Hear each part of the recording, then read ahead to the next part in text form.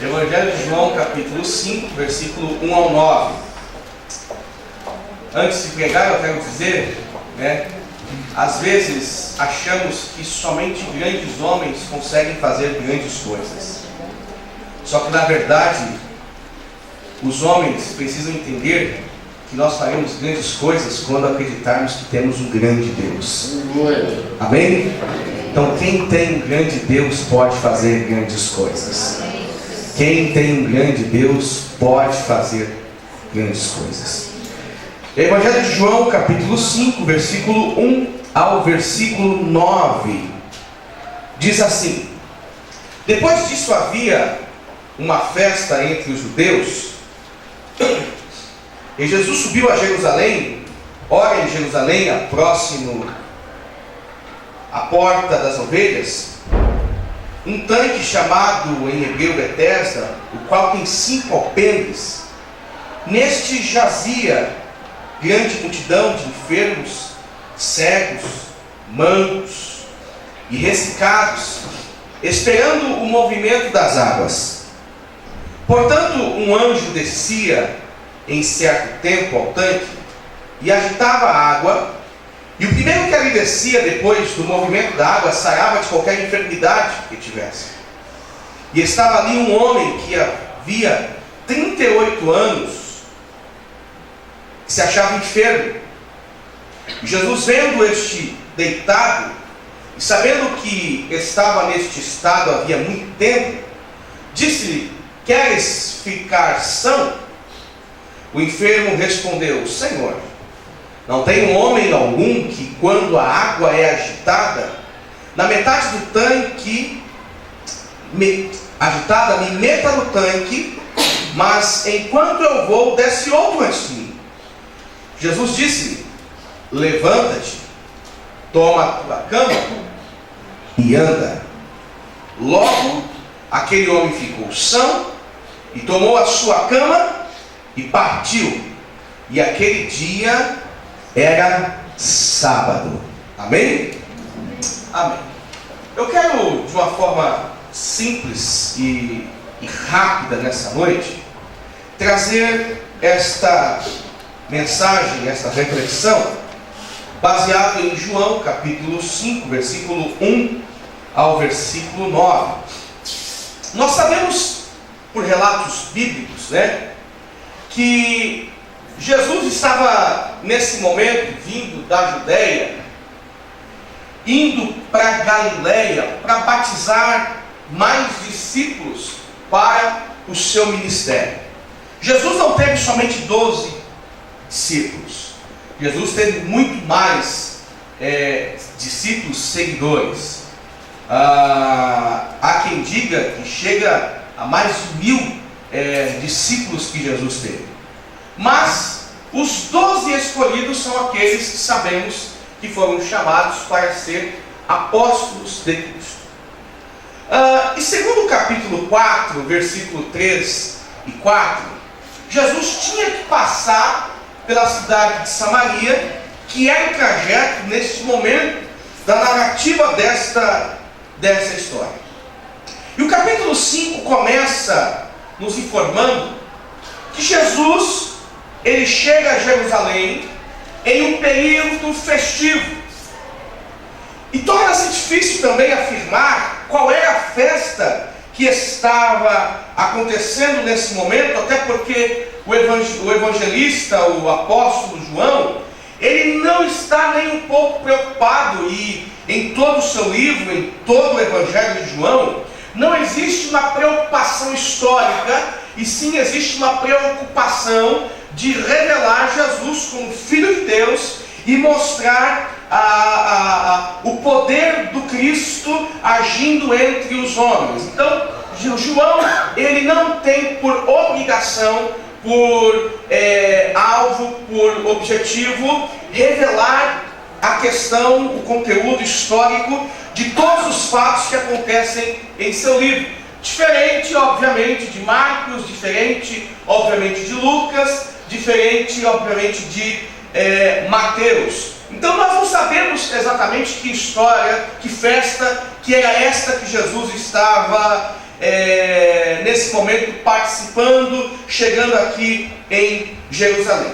Alguns acreditam que era Páscoa, outros acreditam que era a festa do tabernáculo ou Pentecostes, mas alguns chegam ao consenso de que esta era a festa de Purim. A palavra Purim significa sorte, né? Que era uma festa baseada no livro de Esther, naquele momento em que a Bíblia diz que os judeus foram condenados à morte por meio de Amã, onde ele determinou dia e horário para que os judeus fossem mortos. E aí a Bíblia diz que através de Esther, através de Mardoqueu, o povo de Israel, os judeus, os hebreus, foram livres daquele massacre, daquele genocídio que aconteceria por Artaxerxes, inspirado por Amã. Então, esta festa, a festa de Purim, comemora a sorte dos judeus, que Deus abençoou a cada hebreu, a cada israelita, livrando daquela grande morte, livrando eles daquela grande catástrofe que aconteceria por meio do rei Artaxerxes. Então, no momento desta festa, a história diz que quando eles começam a contar a história, cantar a respeito do livramento, quando eles recitam o nome de Amã, existem grandes vaias, existem grandes gritos, justamente para dizer, olha, Amã projetou a nossa morte e Deus colocou ele na forca, né? Então a festa de Purim, quando acontece, quando é dito o nome de Amã, eles começam a gritar e vaiar o nome desse líder que levou Artaxerxes a querer matar os hebreus.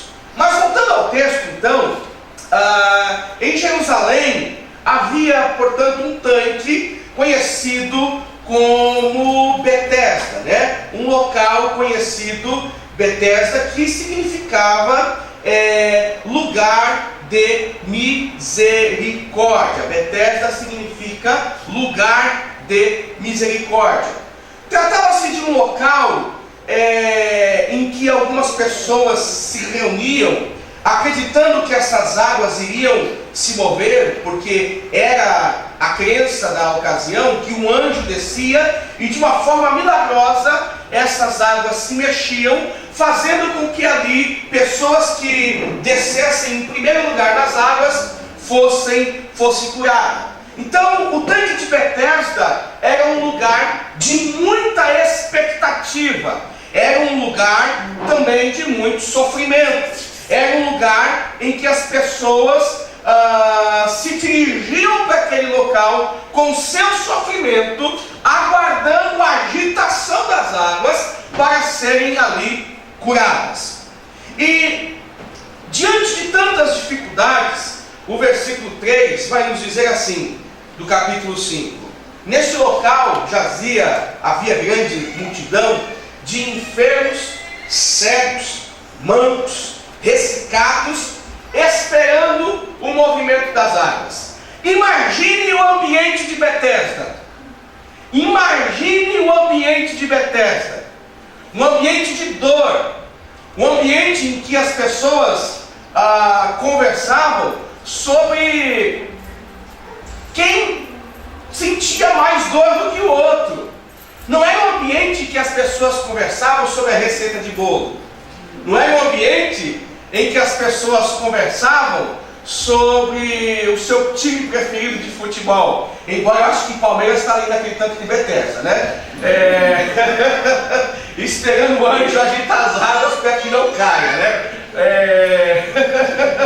Mas a situação que envolvia aqueles que estavam participando de Betesda era uma situação de muita dificuldade, era uma situação de muita tristeza, era uma situação de muita angústia. E esses, portanto, estavam aguardando aguardando, de alguma forma, o seu milagre. Esses, então, estavam aguardando, de alguma forma, o agir de Deus para que eles fossem curados. Esses, de alguma forma, estavam aguardando a manifestação do Senhor para que eles fossem curados. Mas é interessante que este homem que está aguardando o mover das águas é um homem que Jesus identifica nele algo de especial. Nós não sabemos o que era, nós não sabemos o que foi. Só entendemos que as Escrituras estão dizendo que Jesus olha para um dos que estavam ali no tanque de Betesda e Jesus resolve estabelecer uma conversa, um diálogo com este homem e pergunta para ele: olha, você quer ficar são? Você quer ser curado? Ele poderia ter perguntado para qualquer outro, mas ele escolhe esse homem que há 38 anos, há muito tempo, achava-se ali enfermo. Ele achava-se enfermo. Jesus escolhe esse homem entre a multidão. Antes de prosseguir nesta explicação do texto, a gente tem que entender que, por pior que seja o sofrimento, o tempo que ele dura, o sofrimento tem a finalidade de construir valores que em circunstâncias normais isto não seria possível.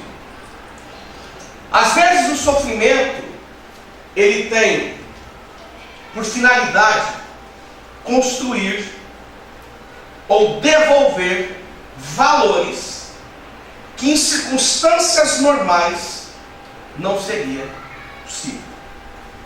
Às vezes nós só aprendemos quando sofremos. Às vezes nós só aprendemos na vida quando sofremos. De uma forma delicada, diz isso para a pessoa que está do seu lado. Às vezes eu só aprendo sofrendo. Não acusa ela não. Quem conhece o seu eu. Diz para ela: às vezes eu só aprendo sofrendo. Não é? Às vezes eu só aprendo sofrendo.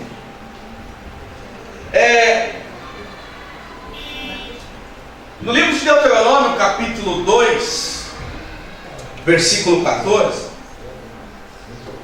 a Bíblia vai nos dizer exatamente o tempo que o povo hebreu levou no deserto, naquele trajeto que de dias se tornou anos. Em Deuteronômio capítulo 2, versículo 14, vai dizer que o povo hebreu ficou 38 anos no deserto. 38 anos sofrendo. 38 anos padecendo. 38 anos aprendendo. 38 anos matriculados na faculdade de Deus para crescer na fé. 38 anos aprendendo na escola de Deus, que geralmente ela nos direciona e nos traz lições que nós não gostamos, nós não sentimos prazer, às vezes, em aprender a duras penas. O fato, então, do texto é que a Bíblia vai nos dizer que este homem estava em Betesda, que significa lugar de misericórdia. Só que também Betesda significa casa da oliveira. Repita comigo: casa da oliveira. Meus irmãos, a oliveira, ela é plenamente amassada para poder gerar um melhor azeite.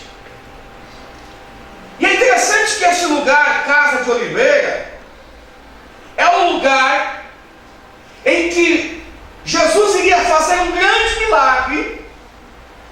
Jesus iria fazer um grande milagre na vida de um homem que estava sendo amassado por suas dificuldades. É interessante que a oliva ou a azeitona, ela passa por uns processos para gerar azeite. O primeiro processo, ela é lavada. Para a azeitona começar o seu processo de gerar azeite, ela é lavada. Segundo, ela é moída. Terceiro, ela é prensada. E a azeitona aqui representa você e eu. Que às vezes, para Deus extrair o melhor de você, Ele vai em primeiro lugar te lavar. Depois Ele vai te moer. Depois Ele vai te prensar. E aí, com a pasta daquilo que ficou, daquilo que sobrou, vai sair o caldo daquele bom e perfeito azeite. Às vezes nós nos sentimos assim, né, família? Moídos e amassados. Só que aí a gente não entende que Deus está querendo extrair de nós perfeito azeite. Deus está querendo extrair de nós algo perfeito, algo que vai gerar louvor, algo que vai produzir adoração. Na vida é assim, meus irmãos.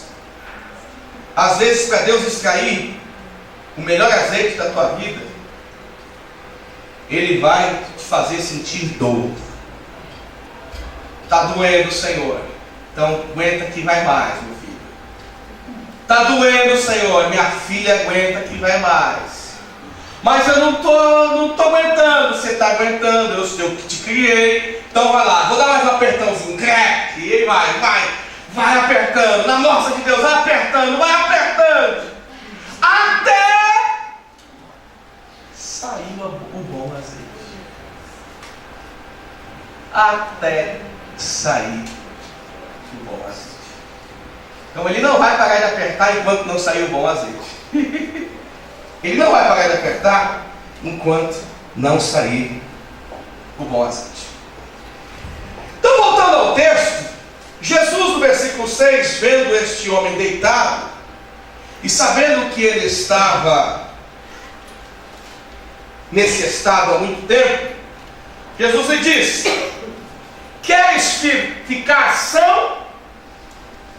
O homem estava tão acostumado, o homem estava tão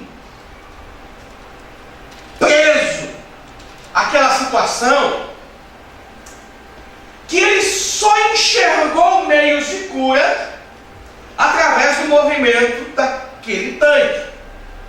Ao ponto dele dizer: ó, Senhor, eu não tenho quem me leve para as águas quando elas estão agitadas, porque quando eu penso em ir, alguém já foi no meu lugar.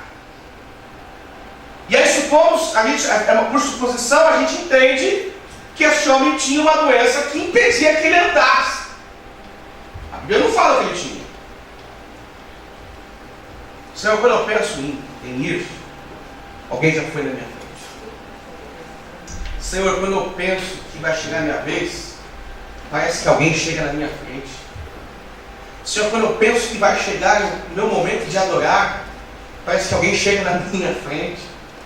Senhor, parece que vai chegar a minha vez, alguém vai lá e levanta a mão e diz glória a Deus, e eu falo: Senhor, puxa vida, quando é que as águas vão se agitar para mim? Esse homem ainda não sabia que quem estava diante dele era o Cristo que morreria para dar vida e vida eterna para ele. O apóstolo Paulo, em Romanos, capítulo 5, versículo 8, Ele diz que Deus prova seu amor para conosco, que em Cristo Jesus morreu por nós, sendo nós ainda pecadores. Ele se entregou por nós. Ele se entregou por você. E aí no versículo 7, Jesus, o enfermo fala com ele. E no versículo 8, Jesus vai dizer para ele algo muito interessante. Veja só. Verso 8.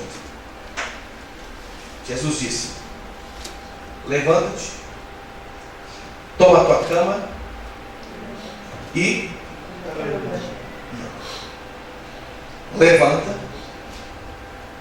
toma a tua cama e anda. Jesus coloca 3 condições para esse homem. A primeira condição: levanta.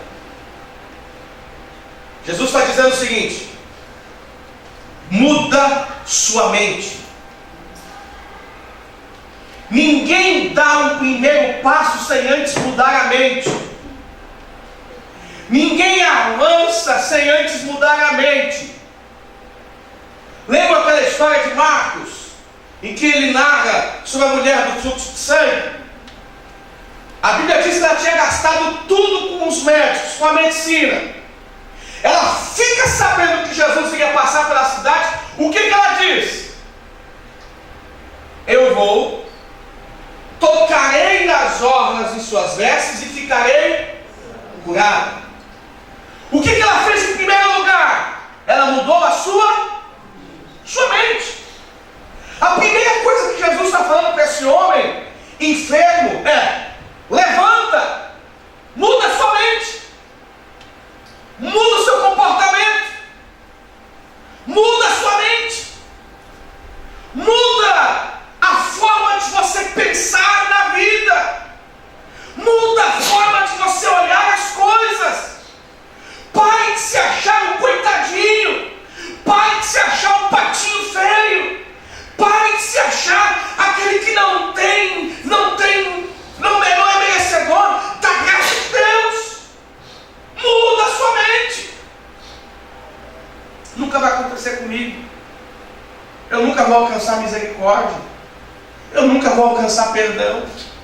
Eu nunca vou alcançar favor. Eu nunca vou alcançar milagre. Eu nunca vou ver essa situação transformada. Muda a sua mente.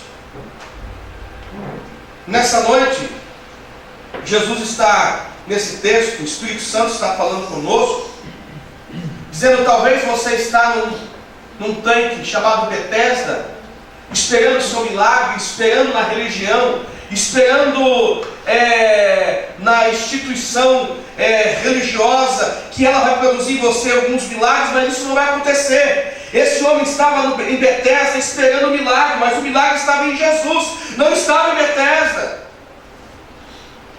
Talvez você entrou aqui com tantas expectativas, com tantas coisas em sua mente.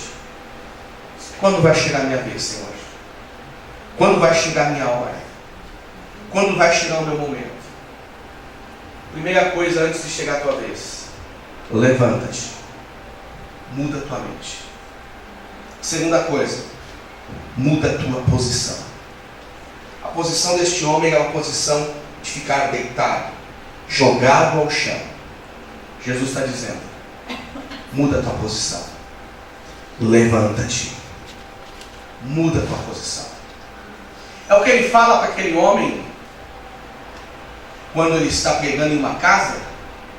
Ele percebe um homem com uma mão errada no canto da casa. Ele diz: olha, sai do canto e vem para o centro. Sai do canto e vem para o centro. Vem para o centro da minha vontade. Levanta e vem para o centro da minha vontade. Muda de posição, muda de mente, muda de convicção, muda de comportamento. Você quer provar de grandes coisas vindas de Deus? O primeiro ponto é: levanta-te. Olha para a pessoa que está ao seu lado, escreve: levanta-te.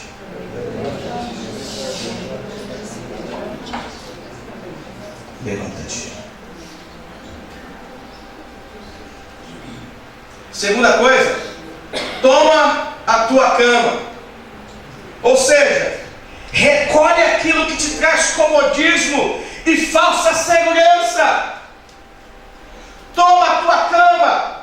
Recolhe aquilo que te traz comodismo e falsa segurança. Não adianta persistir de forma contrária à vontade de Deus. Toma a tua cama. Pare de se apoiar nos teus braços, na tua força, na tua capacidade. Deixe de servir a Deus por vista. Passe a servir a Deus com a vontade de agradá-lo. Tome a tua cama. No livro de Efésios, capítulo 6, versículo 6, se eu não me engano, vai nos dizer que não servimos somente à vista, como para agradar aos homens, mas como servos de Cristo, fazendo de coração a vontade de Deus. Você quer milagre da tua vida? Toma a tua cama. Põe a tua segurança no lugar que ela deve estar. Não no centro, não à frente de Deus, mas atrás. Sai desse lugar confortável. Sai desse lugar de marasmo.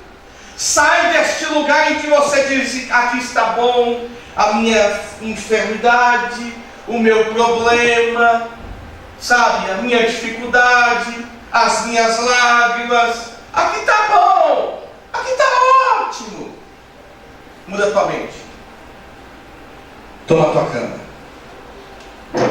Terceiro, anda. Começa a caminhar. Lembra que Deus falou para o povo de Israel, lá no livro do Êxodo? Senhor, saímos do Egito, estamos no deserto. Será que Deus nos tirou do deserto porque não havia cova suficiente para que pudéssemos ser enterrados lá no Egito? Ó Senhor, Senhor, o que vamos fazer? Diante de nós, o Mar Vermelho. Atrás de nós, exércitos de Faraó com carros e cavalos, soldados equipados e armados. O que vamos fazer, Senhor? Moisés ouve Deus falar com ele. Diga para o meu povo que ande, que marche, que ande. Se parou por quê? Você está retrocedendo por quê? Você chegou até aqui. A tua vida foi conduzida por Deus até aqui. Você vai entregar os pontos? Você vai entregar de mão beijada nas mãos de Satanás? Você vai entregar de mão beijada na mão do diabo? Parar? Retroceder? É isso que você espera? É essa história que você terá para contar lá na frente? Eu fui alguém que desistiu. Eu fui alguém que parou. Eu fui alguém que retrocedeu. Que história você terá para contar daqui a 5, 10 anos sobre você? Que história você terá para contar? Pastor, mas eu decido, eu vou parar mesmo, acabou. Eu vou retroceder mesmo, acabou. Então vai. Retrocede, quebra a cara. Se frustra na vida.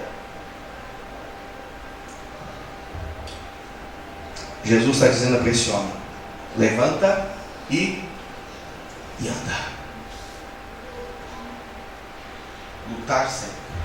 Como disse o Marco Coelho, desistir jamais. Olha para esse santo, está abençoadinho, desperdício de lutar sempre. Desistir.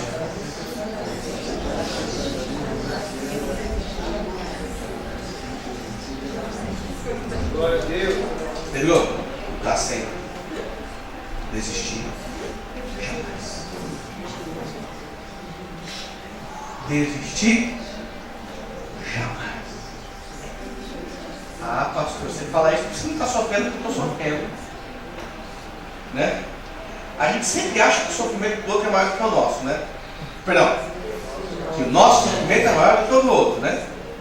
Ah, ele está chorando de besteira, né, Glauco?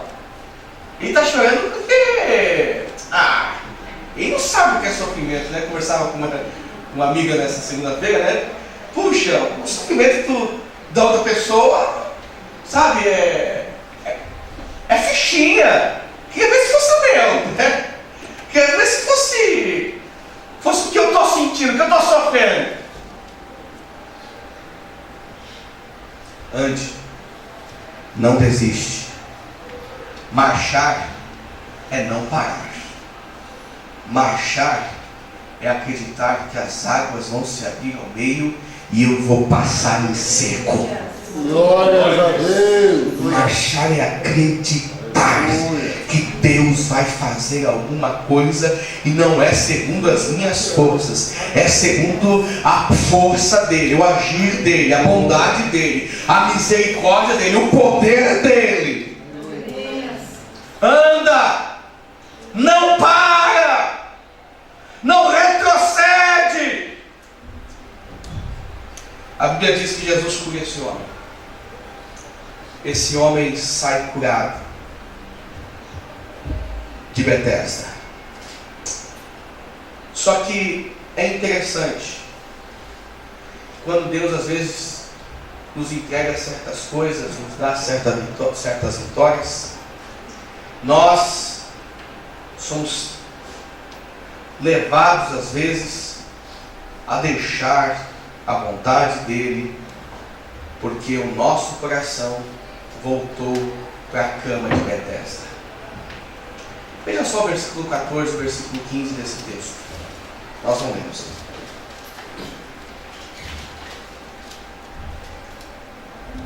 Olha a recomendação que Jesus faz a esse homem sobre a questão de retroceder. Depois que Jesus encontrou no templo, ele já estava curado e disse: eis que já estás são. Você está curado. Você está curado. Aí ele diz: não peques mais. Olha só a sentença que ele, Jesus, atribui àqueles que voltam atrás, que retrocedem, que voltam a cometer pecados, falhas, erros cometidos no passado. Olha o que a Bíblia está dizendo: não peques mais, para que te não suceda o quê? Ai, Deus, mas estava tudo tão bem. Eu estava aí na tua casa, eu até orava, eu até chorei já, eu até dei uma vez a oferta e disse para o Senhor, eu estava muito bem, Senhor, estava firme e forte. Por que é que eu estou sofrendo?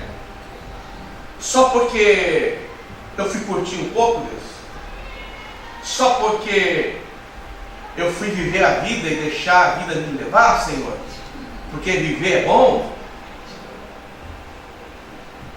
Só porque eu deixei a vida me conduzir, Senhor? Jesus está dizendo: você foi curado, viu? Mas agora não peques mais. Gente, você pode tomar qualquer decisão, mas se essa decisão fere princípios bíblicos, não tome. Não tome. Se a decisão que você precisa ou vai tomar fere a Bíblia, não tome. Você vai ser prejudicado lá na frente. No momento pode até ser que você tenha sucesso, mas é um sucesso aparente. É um sucesso momentâneo. O texto bíblico está dizendo que Jesus, não é Fernando, Samuel. Não é o Fernando, não.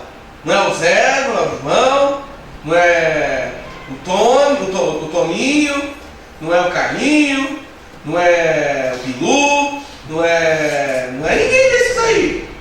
Sabe? Não é o seu Rosa, não tem nada disso dizendo aqui. Está falando é Jesus. Ele está dizendo: ó, Não peques mais para que não suceda alguma coisa pior. Por favor, pode ser que se você retroceder, você vai provar daquilo que você ainda não tinha provado. Lembra que Jesus disse que uma casa limpa, encontrando o demônio ali, aquela casa limpa, adornada, outros, quantos piores vêm? São 7. E o estado daquela pessoa é pior do que o anterior. Tome cuidado em agir fora da vontade de Deus. Tome cuidado em agir fora da vontade de Deus. Pastor, mas eu preciso que Deus fale comigo. Eu preciso que Deus fale comigo. Se a Bíblia está falando, para que Ele vai falar? Se a Bíblia mostra, por que Deus vai falar? Porque Deus vai usar um profeta para falar com você. Se a Bíblia está dizendo para você não fazer, ou para você fazer? Porque Ele vai usar um profeta para confirmar a palavra que é dele, para dizer que foi Ele que falou com você? Ele não vai fazer isso. Tudo que você precisa está escrito. Jesus não venceu Satanás no deserto com palavras ditas por um profeta. Ele olhou para Satanás e disse: está escrito. Lança-te daqui, se tu és o Filho de Deus, e dá ordem aos seus anjos para que eles te acolham, te socorram. Está escrito. Está com fome? Dê ordem para que essas pedras se transformem em pães. Está escrito. Olha todo esse reino, prostre-se e me adore. Está escrito. Jesus venceu com a palavra. Jesus venceu com a palavra. Você vai vencer porque você tem a palavra. Meu irmão, isso aqui é tão precioso. Isso aqui é tão precioso, mas tão precioso, que se você analisar palavra por palavra, vírgula, intenção, você pega um texto desse e fica dias e dias meditando em um texto e não chega a uma conclusão. Dessa conclusão, talvez que você chegue, você cria outras conclusões. Aqui está o que você precisa. É acreditar nessa palavra. Repita comigo, eu preciso acreditar na palavra de Deus. Acredite nisso, irmão. A Bíblia diz que esse homem então foi e anunciou aos judeus que Jesus o tinha curado. Que Jesus o tinha curado. É interessante que o milagre não fica só para ele, né? Ele compartilha o milagre. Isso quer dizer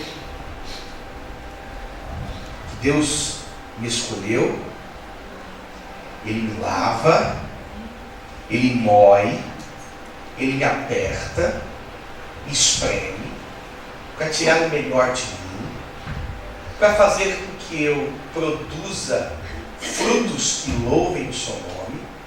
Ele faz um milagre em mim. Ele permite, me concede o direito, a condição de mudar de mente, de colocar as minhas forças em porta-malas e andar confiando em suas forças, em se levantar, não desistir, fazendo com que eu entenda que se eu retroceder, eu vou padecer, mas tudo isso Ele quer fazer para que eu seja um instrumento em suas mãos, anunciando que um dia eu fui alcançado pela graça e pelo milagre, e aqui estou para testemunhar: o milagre é real e verdadeiro. Vale a pena crer em Jesus. Vale a pena crer em Cristo. Gente, existem tantos olhares para esse texto, mas este é um deles que eu gostaria que você prestasse atenção. Não retroceda. Está doendo o que Deus está fazendo? Espere um pouquinho mais. Vai acabar. Vai acabar. Vai acabar. Vai acabar. Vai acabar. Vai acabar. Vai acabar. Está doendo o que Deus está fazendo? Calma. Ele está te testando. Ele está te testando. Ele está te testando. Gênesis 22, versículo 1 diz que o Senhor testou Abraão. Ele está te testando. Calma, vai acabar. Nesse teste, entenda que Ele tem preparado para você um substituto para te dar a vitória lá na frente, em nome de Jesus. Glórias a Deus. Aleluia. Aleluia. Oremos nesta hora.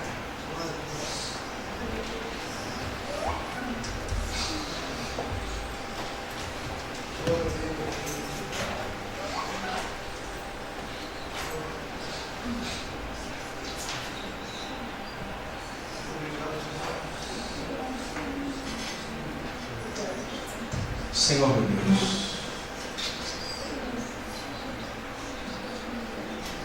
no nome de Jesus, Pai. Aleluia. Glórias a Deus. Pessoas estão talvez vivendo em Betesda, em um lugar de muito sofrimento, de muita angústia.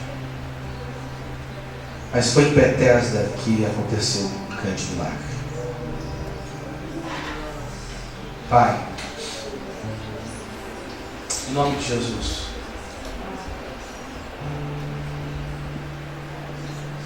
visita todos os meus irmãos que estão aqui nessa noite, todos que estão longe, que essa pessoa entenda, Senhor, que tua proposta, uma proposta de levantar-se, de lançar sobre ti toda a autossuficiência, dizendo que confiamos somente em ti e caminhar em direção da sua vontade, Pai. Espírito Santo de Deus,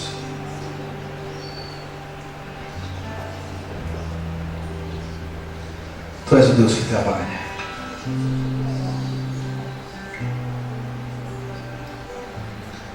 Tu és o Deus que trabalha. Tu és um Deus que faz coisas de formas que nós não entendemos. Temos dificuldade de compreender.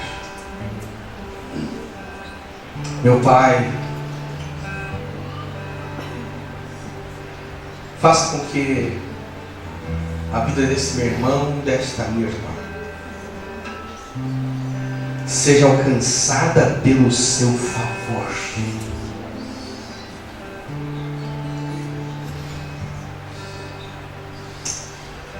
Que ele, esse teu servo, que ela, essa tua serva, possa ver no final de toda esta situação melhor azeite sendo extraído, Pai.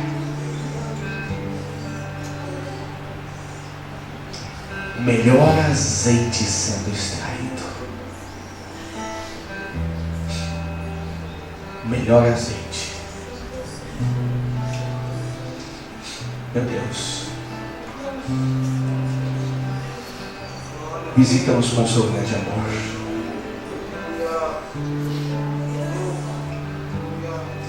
Visita-nos com a sua rica bondade e misericórdia. Espírito Santo de Deus, precisamos da sua ajuda. Ajuda-nos a ouvir a sua voz enquanto estamos em Betesda, meu Pai. Ajuda-nos a perceber a sua presença. Que o Senhor encontre algo em nós. Que o Senhor veja em nós algo que possa atrair a sua atenção.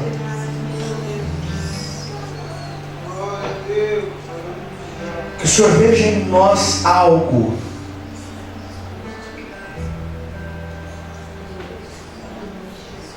e que isso possa atrair a sua atenção.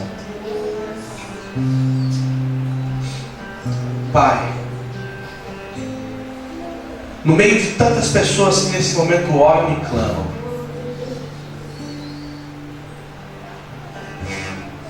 a Tua palavra nos orienta e nos diz, Senhor, que nós não somos mais um. O Senhor está nos ouvindo.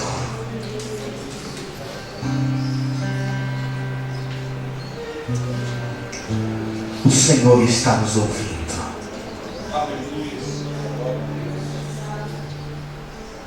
O Senhor está nos ouvindo.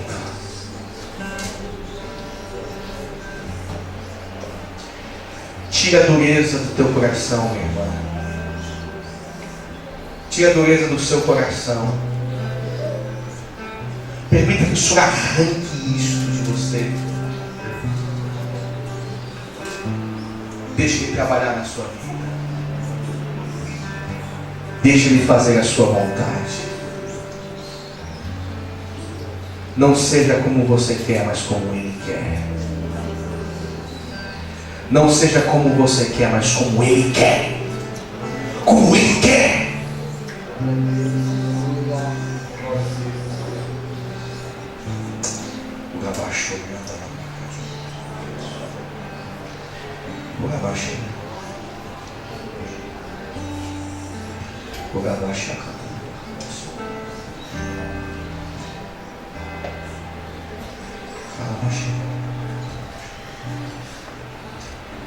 Espírito de Deus.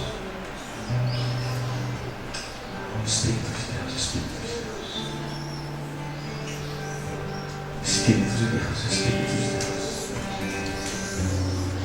Espírito de Deus. Espírito de Deus. Espírito de Deus.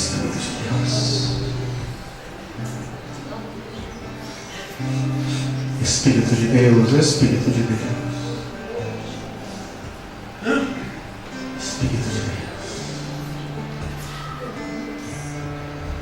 Espírito de Deus. Espírito de Deus. Espírito de Deus.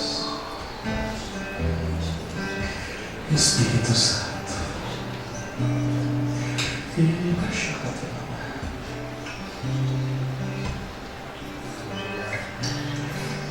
Espírito Santo.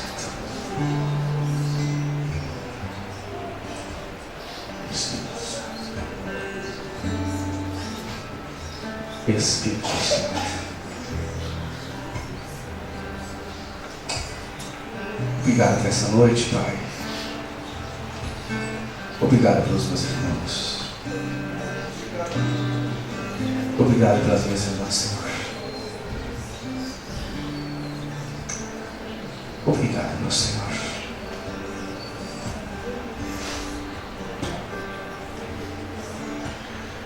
Obrigado, meu Senhor. Em nome de Jesus, Pai. Em nome de Jesus.